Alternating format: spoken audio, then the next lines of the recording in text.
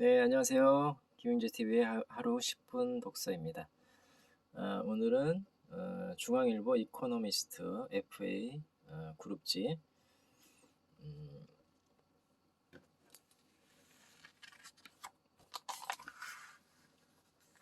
페이지 6페이지 0%대 금리의 채권 발행 메리트 높아져 란 제목으로 한번 읽어보도록 하겠습니다. 요구불 예금 이탈하기 시작하면 수익성 타격 불가피. 연초부터 은행들이 다 앞다퉈 채권 발행에 나서면서 저금리 시대를 실감케 하고 있다. 낮아진 금리에 대출 수요가 늘어난 만큼 은행들도 그 어느 때보다 조달 비용이 낮아지면서 채권 발행이 줄을 잇고 있어서다.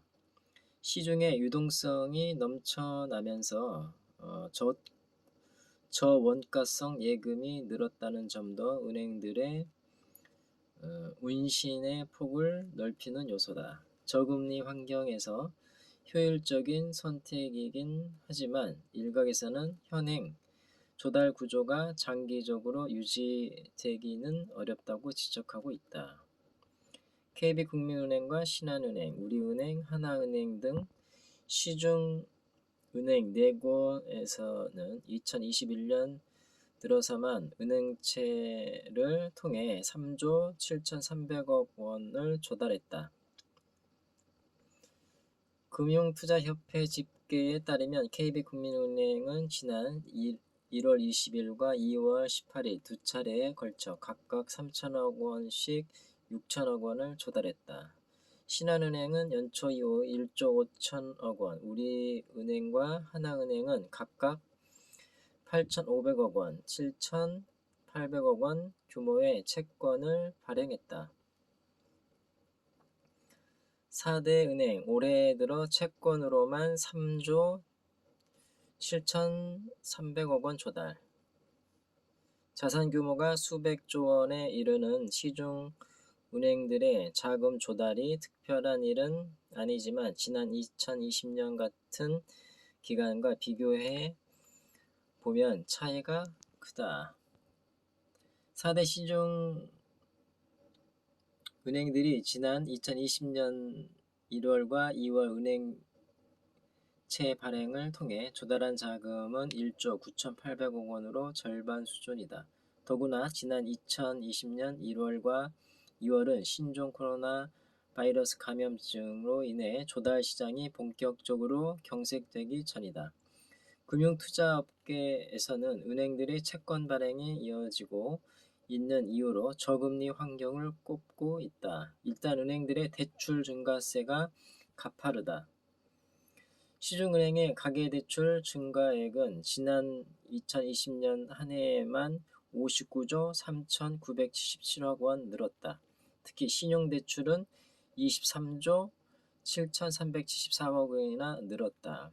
지난 1월 말 기준 신용대출 잔액은 135조 원 수준으로 역대 최대 규모다. 늘어난 대출 수요에 대응하기 위해서는 어디선가 자금을 끌어와야 하는데 여기서 채권 발행의 장점이 커졌다.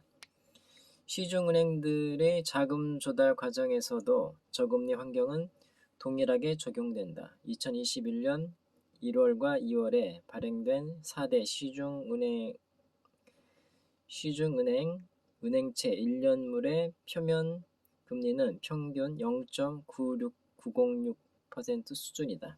반면 한 해 전인 2020년 같은 기간 발행된 4대 시중은행 은행채 1년물의 표면 금리는 평균 1.344%다. 쉽게 말해 한 해 전에 비해 적은 비용으로 채권을 발행할 수 있다는 이야기다. 일정 비율은 예적금을 확보해야겠지만 이후에는 기관 자금을 유동화하거나 커버드 본드를 발행해 비율을 높일 수 있다. 이렇게 확보한 비율을 두고 나머지 부분은 채권으로 조달하는 편이 조달금리 면에서 훨씬 유리하다.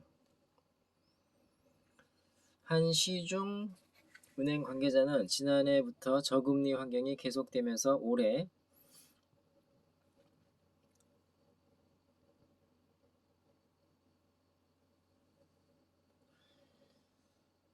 상반기가 은행채 발행에 유리하다는 분위기라고 설명했다. 조달금리가 아무리 유리하다 해도 은행들이 채권만으로 자금을 조달하기에는 한계가 있다. 금융당국에서는 원화대출을 원화예수금으로 나눈 비율인 예대율 10%, 100% 이내에서 관리하도록 하고 있어서다.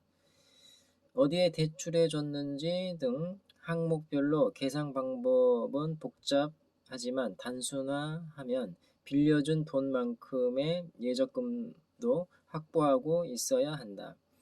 한 금융업계 관계자는 일정 비율은 예적금을 확보한 이후에는 기관 자금을 유동화하거나 커버드 본드를 발행해 예대율을 낮출 수 있다며 이렇게 확보한 비율을 두고 나머지 부분은 채권으로 조달하는 편이 비용 면에서는 훨씬 유리하다고 말했다.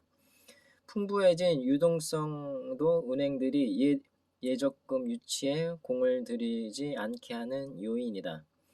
시장에 유동성이 넘치다 보니 시중은행들의 정기예금이나 정기적금 등 일정 기간 은행에 묶여있는 저축성 예금 잔액은 줄었지만 저원가성 예금은 늘었다. 4대 시중은행의 저축성 예금 잔액은 2020년 말 기준 537조 1,400억 원으로 2019년 말에 비해 17조 3,500억 원 감소했다. 반면 2020년 말 4대 시중은행의 저원가성 예금 잔액은 522조 7,600억 원으로 2019년 말에 비해 105조 5,900억 원이나 늘었다. 덕분에 시중은행들의 조달 구조에서 저원가성 수신 비중은 51%에 이른다. 저원가성 예금은 요구불 예금이나 MMDA 등 수시로 입출금이 가능한 예금이다.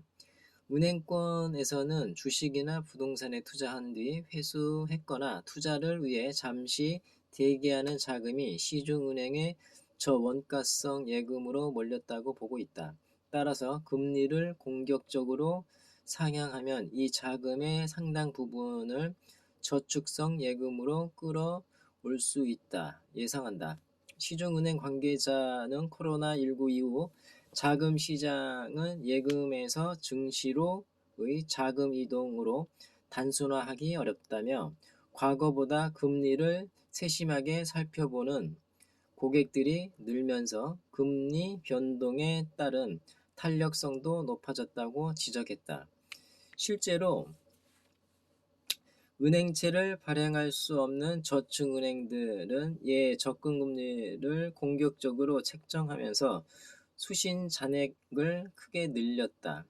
한국은행 경제통계시스템 집계에 따르면 저축은행의 2020년 말 예적금 등 수신 총액은 79조 1,764억 원에 이른다. 전년 대비 13조 2,365억 원 증가한 수치다. 제1금융권 은행이지만 채권을 발행하지 않는 인터넷 전문 은행 역시 예대율 관리가 필요하면 금리를 높인다.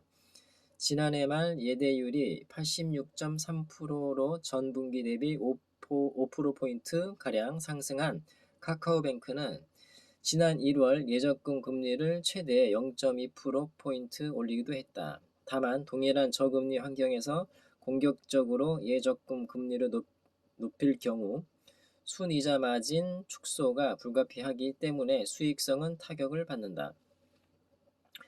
예적금 금리 높이면 순이자 마진 축소 불가피.